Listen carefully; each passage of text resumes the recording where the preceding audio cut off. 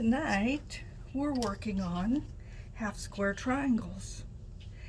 I recommend, if possible, to use best press or starch before you begin so that your squares won't stretch too much, because you will be sewing on a bias.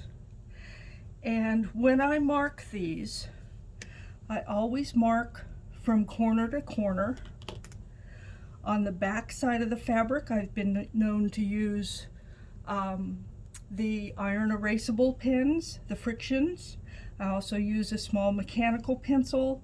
I also have regular quilt marking pens like the white chalk that I use on darker fabrics. When I do this, you're going to mark a 1/4 inch on either side of the line down the center. I have found that no matter how I try to stay absolutely on the line or inside of it, that I often get off a little, and that makes my squares, my half square triangles, not the right size when they're done. I oversized the squares for this particular block that I'm working on. Instead of 4 7/8 that you might see in some patterns, I made them 5. But I still find I need to do a couple of adjustments. When you put your ruler with the line that you've already drawn on the 1/4 inch line, and then you draw a line outside of that, that's not a 1/4 inch, that's more than, because the width of your pencil, the pencil being on the other side of the ruler, are all things to take into account. So I move mine over so that that dotted line at the 1/4 inch is just to the left.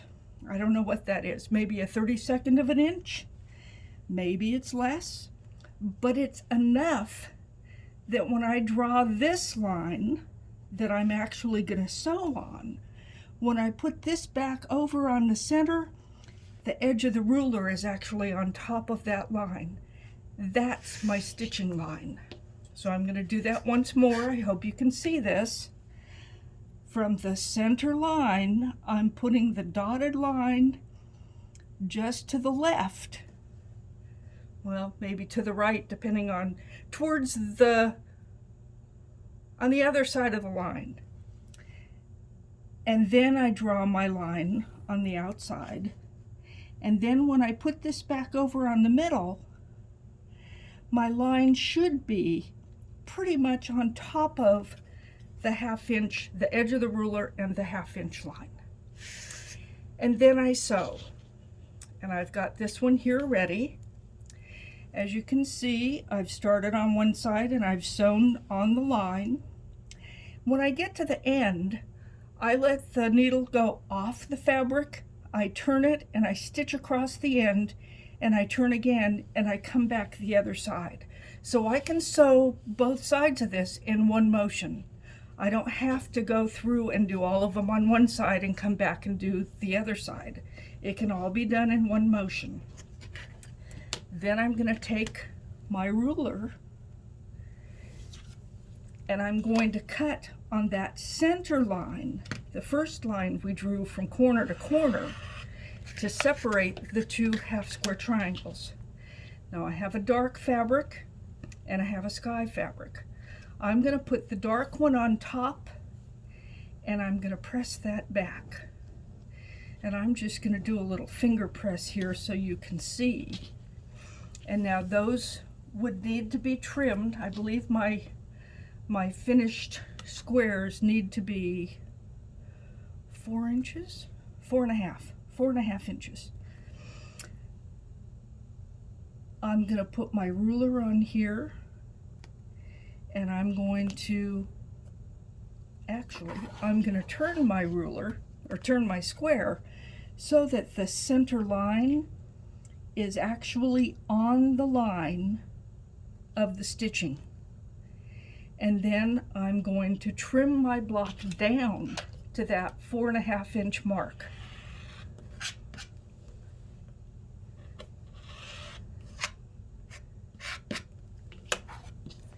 And I'm going to turn it around. I'm going to put the center line on the seam and line up my 2 outside edges with that 4.5 inch mark. And I'm going to trim the other direction.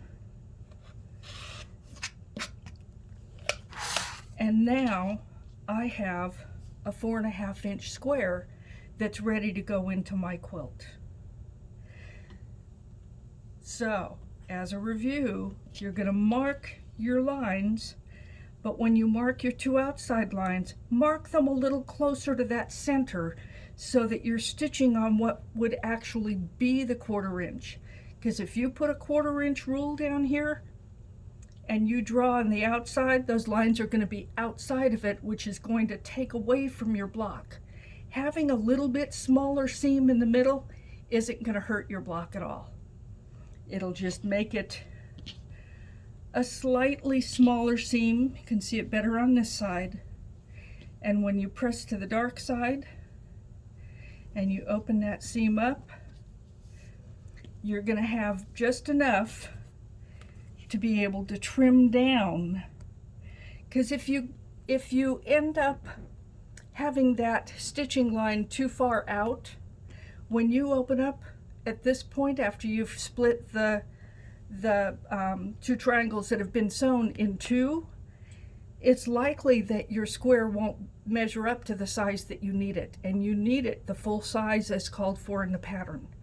So rather than having it too tight, I would rather round up an extra 1/8 of an inch. If you're uncomfortable with that, even a 1/4 inch, to allow just a hair more so that you have enough space after you've sewn it to trim your block down to the proper size that you need. I hope this has been helpful. This is Liz at Gypsy Dreamer Quilts, and that's how I make half square triangles.